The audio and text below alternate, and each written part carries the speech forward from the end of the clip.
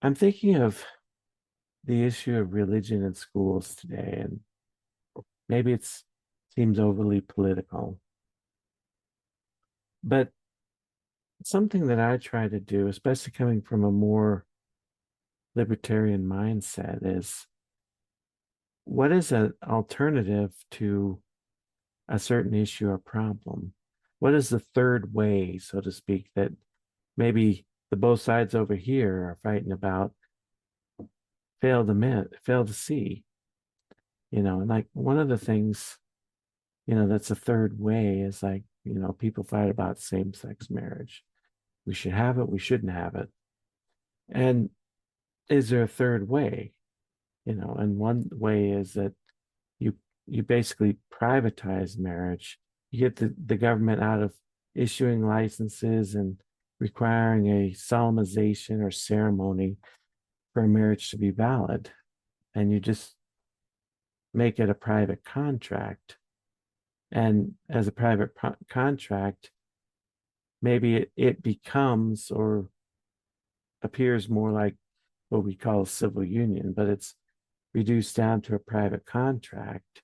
And then people within their churches and houses of worship and whatnot can go have a ceremony and have a more religious marriage if they wish to do so. But it becomes more of a private contract, and it's more about, for the state, um, what are the rights and responsibilities each party would have. And when you start to see it that way, as opposed to the state's going to bless your marriage and give you a license and give you permission to marry and to perform a ceremony for you, or require someone else to perform a ceremony for you that blesses it. Instead of doing that, it becomes an issue of rights and responsibilities within a private contract that the government, if you're able to contract and meet contractual requirements, will honor, that you got to be an adult, able to contract, of sound mind, that kind of stuff.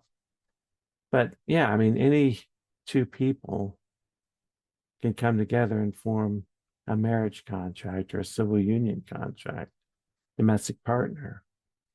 And, most people would probably just have a one-page contract, give me all the standard rights and responsibilities that generally are associated with marriage. That's cool. For 90% of people, that's what they'd go for. Maybe 10% would want to tailor it, and they'd have, a 200-page document that specifies everything. That's fine.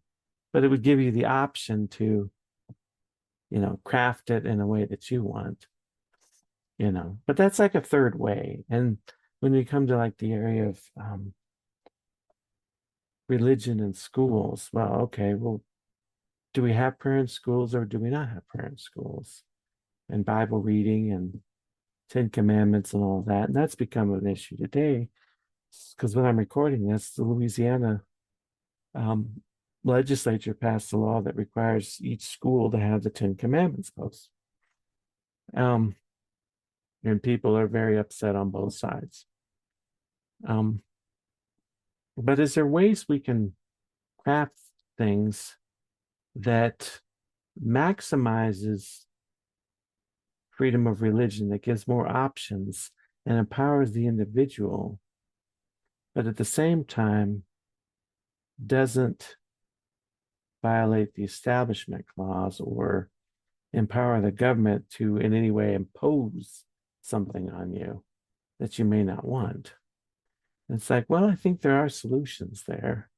I mean, obviously, right out the gate, I support things like vouchers, charter schools, tax credits for homeschooling, things like that. Because, you know, once you can do a voucher, then the parent can send their kids to whatever school they want. If you want to send your kid to a Catholic school or a Jewish school, go ahead. If an atheist wants to open up a school and, teach hardcore atheism, they can do that. And see, that's the thing that people don't, that often are missed is that, there's a bunch of religious schools, parochial schools and whatnot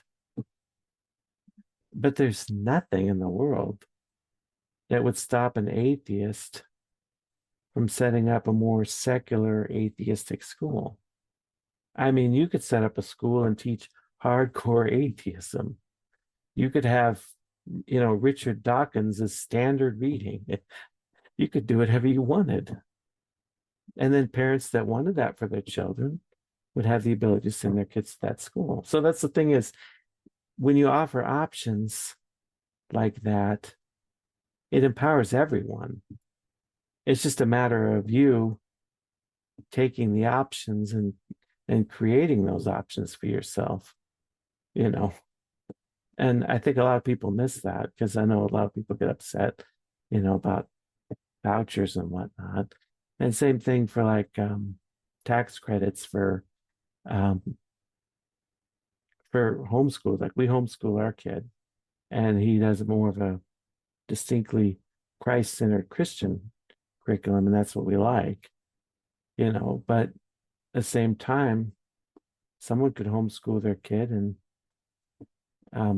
teach them more of a secularized education, be totally fine. But see, it's more about empowering parents and children than it is about empowering an ideology or a certain way of looking at one size fits all approach to education. And same thing like if you had charter schools, because you could have a charter school that maybe has a slightly different philosophy from the public school down the street. I mean, maybe they're pretty similar, but maybe the charter school has different approaches to certain things that might appeal to some parents, but other parents would be more drawn to the traditional public school. And that's totally fine. It's giving people options. And that's one solution to religion in schools is just allow students and their parents to choose the school or the educational setting that they want for themselves. And they can go do that, and everybody else can do whatever they want. I mean, that's probably the best solution. But then within a public school itself, because, most kids are still in public school, probably will be for decades to come, at least for the foreseeable future. So, what can be done to empower kids and their parents to have the maximum options to exercise their religion, but in a way that doesn't have the government imposing religion on someone that doesn't want it? Well, one solution is expanding release time programs. Release time programs where they have it in high school and the students go usually off campus and like they'll go to a certain, religious instruction from a church, could be like in Utah, Mormon or Catholic or a Baptist one or whatever, Jewish, you know. But you could expand that K through 12, have it daily, and then try to invite in a lot of different groups. So you could have Mormon, you could have Catholic, various Protestant ones, Baptist, Jewish. There's enough Muslim students. There could be an Islamic program, and just allow kids. And they can have different classrooms and whatnot, but it would be put on by a private entity, and it would be essentially like a release time, maybe in the morning. So kids that want to do it, they could go there, they can pray, they can read the Bible. It's like, a whole class session hour just to do that, not just a 10-second prayer or, a quick, let's read one verse, let's read the Lord's Prayer as fast as we can. You could have a whole class towards it. But it's the thing is every kid and their parent is choosing from a variety of different options. So, I could be in a Baptist one, you could be in a Catholic one, she could be in a Jewish one, whatever, you know, and expand the release programs. And of course, expand opportunities for prayer and Bible clubs, not just in high schools, but in junior highs and elementary. as you're able to do it. Obviously be hard for young kids to have it. It's like they get there and it's, well, how do we do this? That's where the expanded release time makes it a little bit easier. But massive opportunities for people, but the government's not imposing anything on anyone. And of course, there would be alternatives there too. So kids that didn't want any religion, there could be release programs for them that maybe emphasize the study of ethics or philosophy or good character, just something general that is more secular in its approach. And that'd be totally fine too. It's just whatever the parent wants and their kids, and they would just have the option to go in whatever direction they want. And in terms of like the Ten Commandments, instead of having a state force a district to put the Ten Commandments up, you allow students to create essentially like murals and collages representing the different traditions of the West and of our nation. And if a kid wants to put up the Ten Commandments, he or she could do that. If they want to put up a verse that reflects a common tradition or whatever, they could do that. As long as it is positive and somehow reflects upon a shared cultural heritage in some way, shape, or form, that's pretty open-ended. You can't put up negative or highly offensive things or things that would be disruptive to the educational process. But aside from that, it'd be pretty open-ended. So, you could put up a positive phrase from Tony Robbins if you want.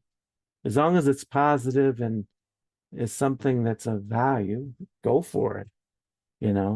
But that would empower students to create a representation that could be positive, and that could include the Ten Commandments, among other things.